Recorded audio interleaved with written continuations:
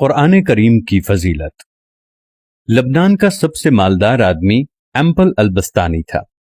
اس نے اپنے لیے ایک خوبصورت علاقے میں جو کہ بیروت کے ساحل پر واقع تھا قبر بنوائی کہ مرنے کے بعد مجھے اس قبر میں دفن کیا جائے۔ اس کے پاس اپنا ذاتی جہاز تھا اور جب دھماکہ ہوا تو وہ جہاز سمیت سمندر میں ڈوب گیا۔ لاکھوں ڈالر خرچ کرنے کے بعد اس کے جہاز کا پتہ تو چل گیا، لیکن لاش نہیں مل سکی جسے اس قبر میں دفن کیا جائے جو اس نے اپنے لیے بنوائی تھی۔ نمبر 2، برطانیہ کا ایک بہت زیادہ مالدار آدمی ایک یہودی روب تشلر تھا۔ وہ اتنا دولت مند تھا کہ کبھی کبھی حکومت اس سے قرض لیتی تھی۔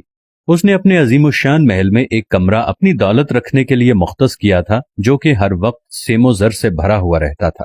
ایک دفعہ وہ اس کمرے میں داخل ہوا اور غلطی سے دروازہ بند ہو گیا۔ دروازہ صرف باہر سے کھل سکتا تھا، اندر سے نہیں۔ اس نے زور زور سے چیخو پکار شروع کی، لیکن محل بڑا ہونے کی وجہ سے کسی نے اس کی آواز نہ سنی۔ اس کی عادت تھی کہ وہ کبھی کبھی بغیر کسی کو بتائے کہیں کہیں ہفتے ہفتے غائب رہتا تھا۔ جب وہ کسی کو نظر نہیں آیا تو گھر والوں نے سوچا کہ حسب عادت کہیں گیا ہوا ہوگا۔ وہ برابر چیختا رہا یہاں تک کہ اسے سخت بھوک اور پیاس لگی۔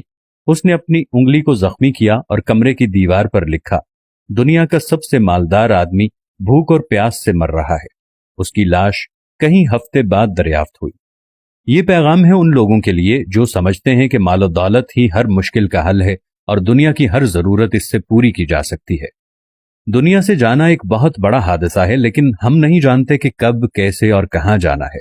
انسان سفر پر جاتا ہے اور پھر واپس آتا ہے، گھر سے باہر جاتا ہے اور پھر لوٹتا ہے، لیکن جب دم نکل جائے تو پھر کوئی لوٹتا نہیں ہے۔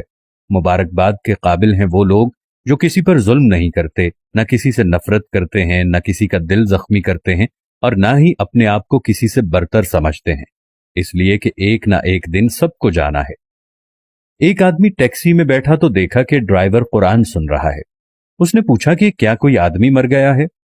اس نے کہا ہاں، ہمارے دل مر چکے ہیں۔ قیدی اس لیے قرآن مانگتا ہے کہ قید تنہائی میں اس کا ساتھی بنے۔ مریض ہسپتال میں اس لیے قرآن مانگتا ہے کہ اللہ اس کے مرض کو دور کرے، اور مردہ قبر میں تمنا کرتا ہے کہ کاش میں قرآن پڑھتا تو آج قبر میں میرا غمخوار ہوتا۔ آج نہ ہم قیدی ہیں، نہ ہم مریض ہیں، اور نہ ہی ہم مرے ہوئے ہیں کہ قبر میں قرآن کی تمنا کریں۔ قرآن آج ہمارے ہاتھوں میں ہے، آنکھوں کے سامنے ہے، تو کیا ہمیں اس بات کا انتظار ہے کہ ہم ان مصیبتوں میں سے کسی ایک مصیبت میں گرفتار ہو جائیں اور پھر قرآن کو طلب کریں؟ اے اللہ، ہمارے قرآن کو ہمارے دلوں کی بہار، سینوں کا نور، عیوب کی پردہ پوش، نفوس کا مددگار، قبر کا ساتھی اور روز محشر میں سفارشی بنا دے، اور ہمیں قرآن پاک کے حقوق ادا کرنے کی توفیق عنایت فرما دے۔ ہمارے رب ہمیں قرآن پر ایمان لانے، پڑھنے اور اسے زبانی سیکھنے اور سمجھنے اور عمل کرنے اور دوسروں تک پہنچانے کی توفیق عطا فرما۔ میں اپنے تمام دیکھنے والوں سے یہ گزارش کرتا ہوں کہ قرآن کی قدر کیجیے۔ قرآن کو اپنے گھر کے اوپر والے الماری کے حصے میں رکھنے کی بجائے، کپڑے میں لپیٹ کر رکھنے کی بجائے، اپنی زندگی میں اسے نکال کر روز کا 1-2 صفحہ ضرور پڑھیں تاکہ قیامت والے دن قرآن ہماری شفاعت کا باعث بن سکے۔